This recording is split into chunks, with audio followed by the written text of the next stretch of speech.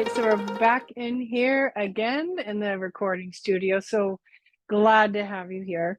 So I'm going to launch this video off the backbone of the previous video based upon my metabolic background. And I go watch that one. And we're going to talk about like where the last piece I left off on the last video is. The last place where I start my clients is reducing their caloric intake. That is very long ways down on the line of the list of things that we start with when I'm working with a client. The last thing I do when working with the client is reduce their calories. And I had you put in the comments where you think where I would have people start first, rather than instead of jumping right into a calorie reduction. So for many people that are coming to me, they have already been trying to lose weight for a substantial period of time. They have tried to reduce their calories and go on a calorie reduction. Like maybe they've, in the last 3 to 6 months, they have actually lost weight by dropping their calories. And maybe they found that unsustainable, and now they're back to their previous amount of calories, and maybe they put on weight and then some.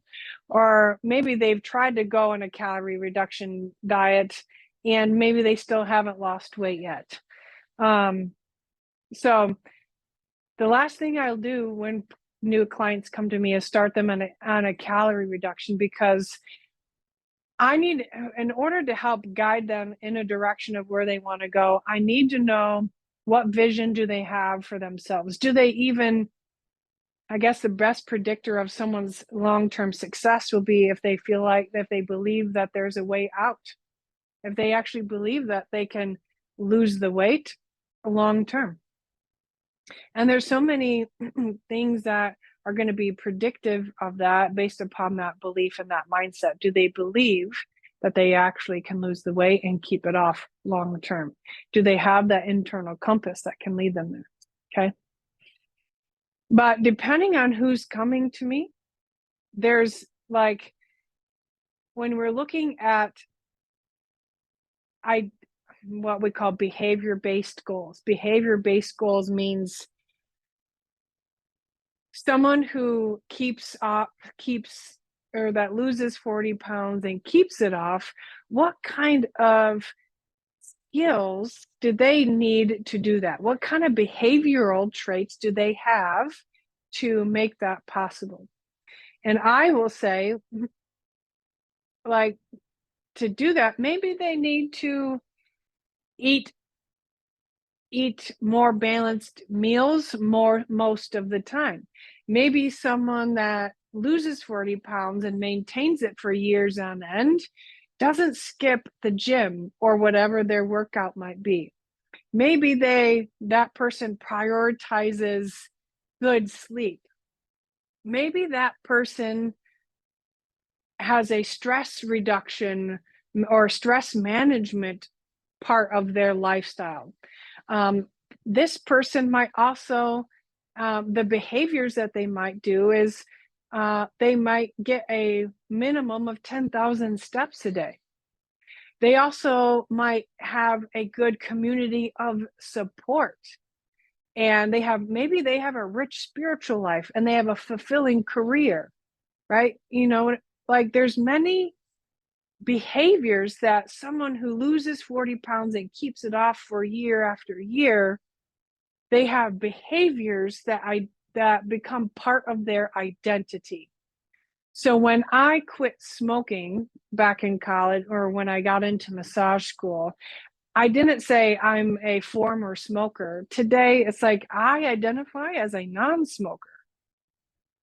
It's like I am so far removed from that bad habit of smoking when I was in pharmacy school that it's not who I am anymore, right? So I identify as a non-smoker, not a former smoker. So that therefore drives my choices around that, right? I identify as someone like who prioritizes an alcohol-free lifestyle, because I know the benefits around making that choice of being and leading an alcohol-free and a sober lifestyle. There's so many compounding benefits that has that I don't identify. It's not like I had an addiction or a problem with it. I just was noticing how alcohol was affecting my sleep, and it was affecting, especially getting into my age of perimenopause. I was seeing how it was impacting my hormones. And as being someone who has lost 75 pounds and kept it off, I understand the value of like having these behavioral based outcomes, like someone who prioritizes going for my daily walks. I don't even have to think about it anymore. It's just who I am. It's ingrained in me because I know how my body feels when I don't. It's very rare for me to not go outside for a walk, or hit the treadmill if it's inclement weather or, timing wise. So some things that I might start a client with, and I'm just going based upon my hundreds of clients that I've had with 1,000 data points that I have that I'm sharing with you, that I can think of. The one client, the more recent one, is that she was great at prioritizing her workouts. She did 3 workouts a week, but otherwise she was pretty sedentary. She had a desk job. She worked from home. She would only get like 2,000 to 3,000 steps a day. Okay. But she was active. She thought she was doing that. She was active.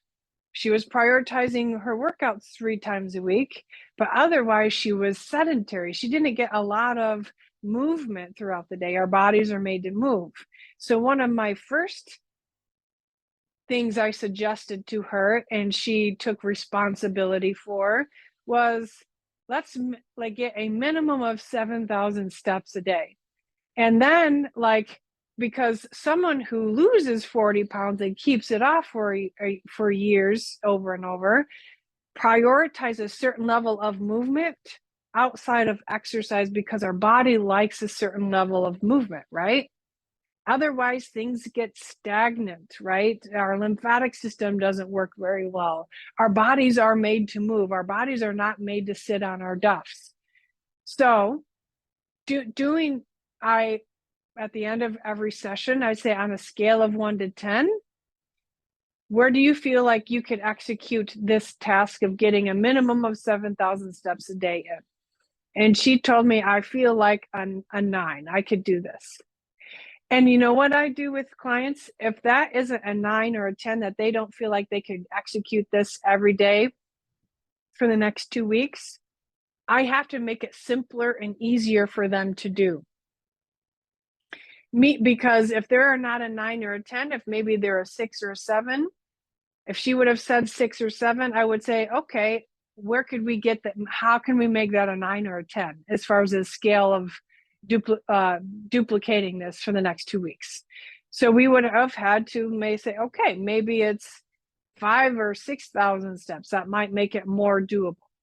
Okay.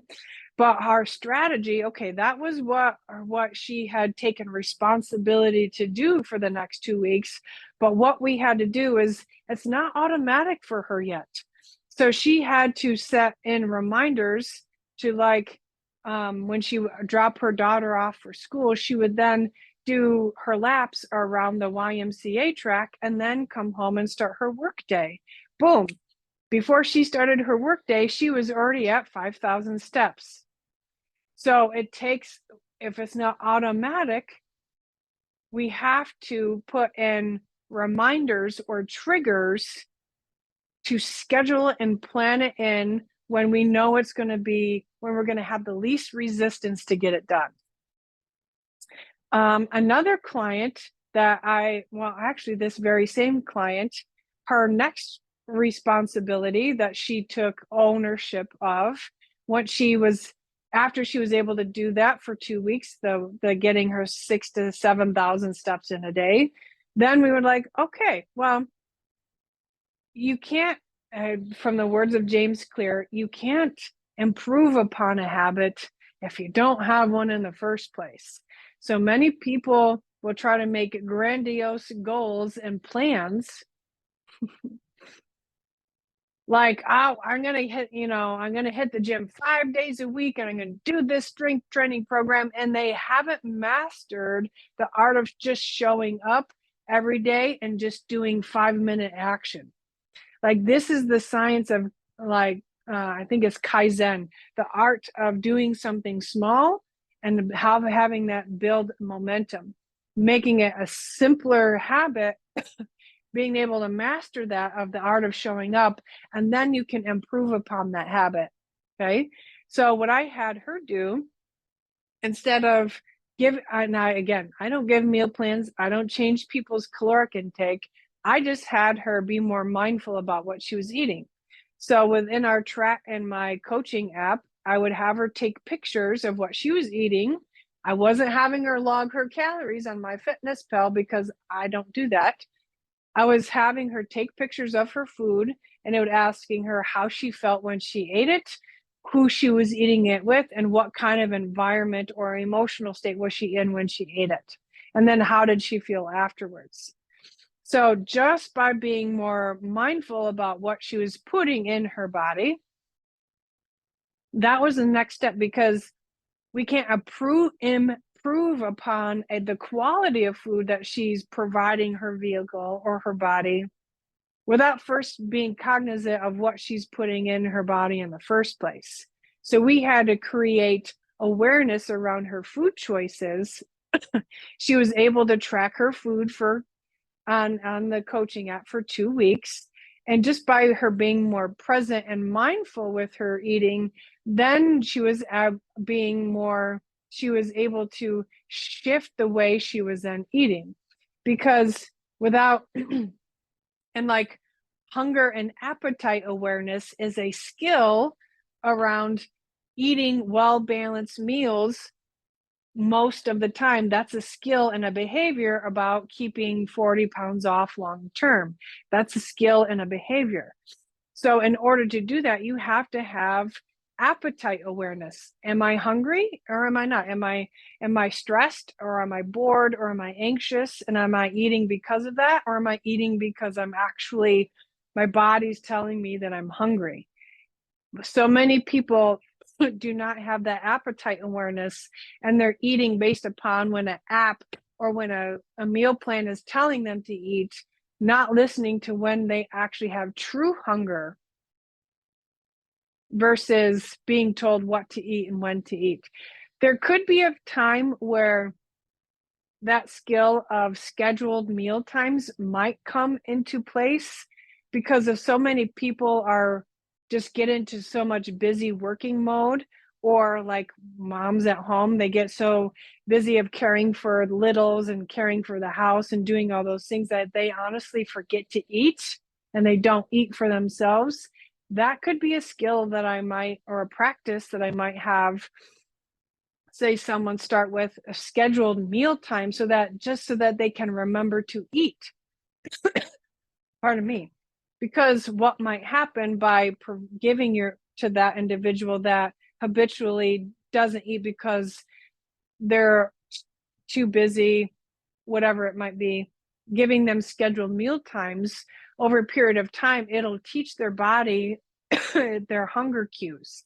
And then we shouldn't have to need to do the scheduled meal times anymore, because their body knows it's going to get regular fuel. And then it's like you're training your body to learn the hunger cue. Your hunger isn't a bad thing. That's our body's own tool of, hey, dummy, I need sustenance. I need nourishment. Provide me fuel. Okay. Hunger is an essential part of us, not something that we should shame or feel bad for. So a lot of other programs out there are going to teach you outcome-based goals, right? Follow this meal plan, do this boot camp, to do this 21-day fix with pills and injections, powders, etc. And it all takes your authority outside of yourself. And that causes a reliance on these external factors. And again, instead of these internal efficacy of your internal compass of trusting your body and your vehicle, that, you know, it's constantly being told what it is, what it's not, and being fooled into believing and doing things that don't feel good for us.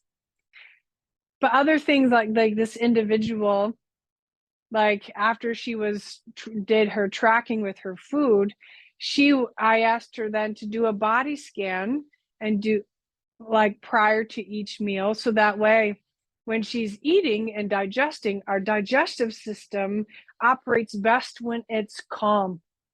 When we are in our brain has, like, in our autonomic nervous system, it has think of it like a switch. We're either in stress mode, which is sympathetic mode, or we're in relax, digest, and rest mode, which is parasympathetic mode. Our body does its best digestion when it's in the parasympathetic mode. So if I just give her a tool after she tracked her meals for 2 weeks, then I gave her, with her authority and her responsibility, she said yes, that she could do this a 9 or a 10 each time that she ate, just to do a quick 5-minute scan prior to her eating. And she had to put a reminder in her phone to do so because it wasn't automatic yet. Those are the skills that she needed to, like, the daily practices to build the development of more mindfulness, because she was a stress and emotional eater. So to interrupt that pattern, she needed to create that mindfulness and slow down around her meals and truly listen to what her body needed at that time. These are just some basic things that we shift, right? I have a very systematic approach. Each skill, each practice builds upon the next one. You can't skip steps. And when you skip steps, that's when it's kind of like, game over. You're going to have to go back and repeat that step. People don't want to hear that when you are doing it right and doing things based upon identity and behavioral based outcomes versus outcome based goals, there is no end. It's just a consistent progression of the skills and behaviors that you're choosing to do over and over based upon who you see yourself becoming. That's your internal compass. The actions I'm doing today at 42 are making my 60-year-old version very happy. So back what I said in that previous video, for women in their 40s and 50s and 60s, it's never too late to start. And whoever told you otherwise, that you can't start strength training now or reversing some of these bad habits, it's all about, it's not about willpower. Your willpower, if you've ever been made to feel ashamed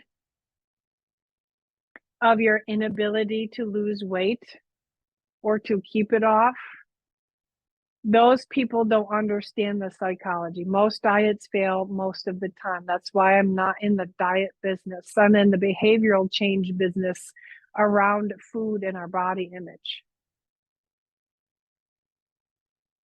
And so when we know that diets fail, and so I'm not going to set you up for failure. I'm going to set you up success upon behavioral change. That's the how. The calculator model is still important, meaning in order to lose weight, yes, we need to eat less calories than we burn. That's just the law of thermodynamics. Nobody can get around that. No one's above that.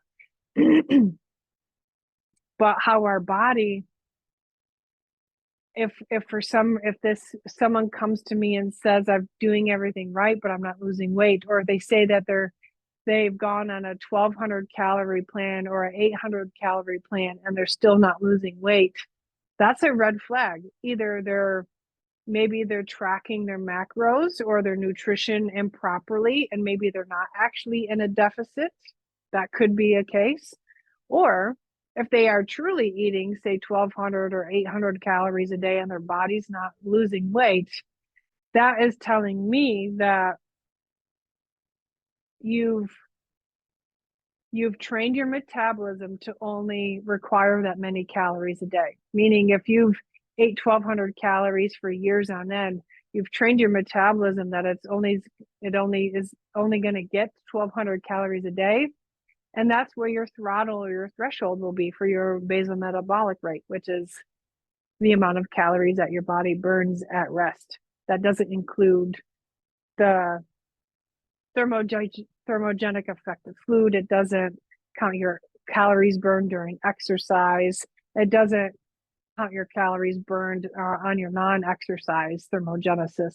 It's just like if you were to lay in bed all day, there's still your body burns calories at rest, and that's your basal metabolic rate.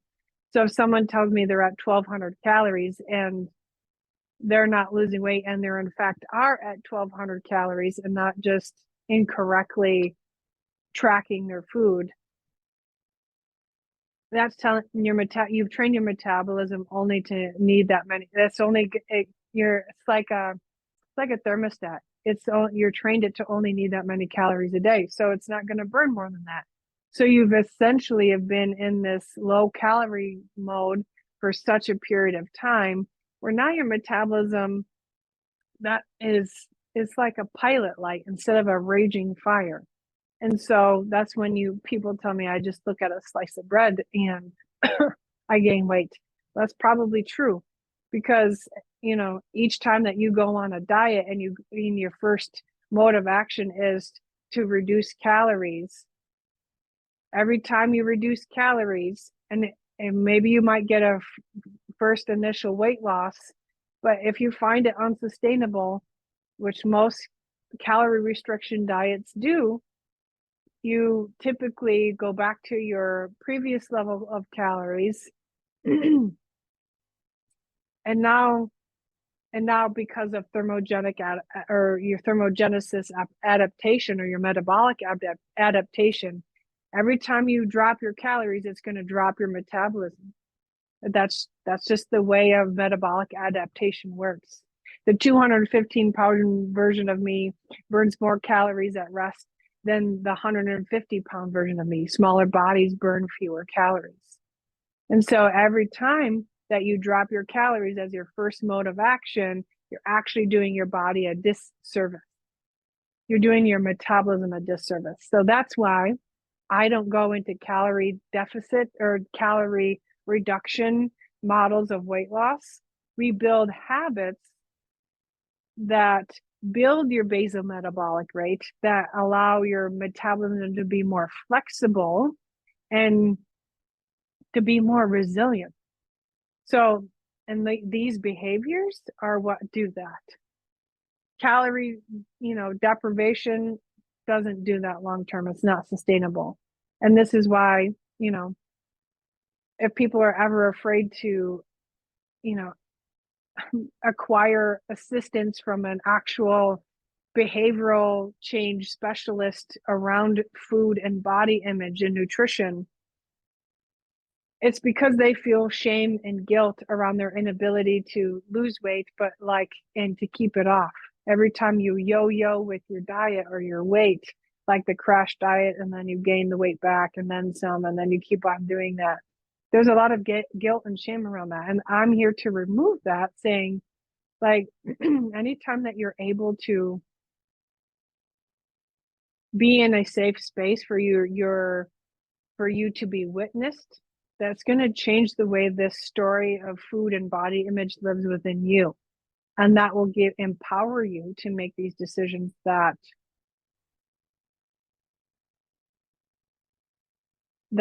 get you to lead this more behavior and identity-based lifestyle versus trying to chase a smaller, thinner version of you.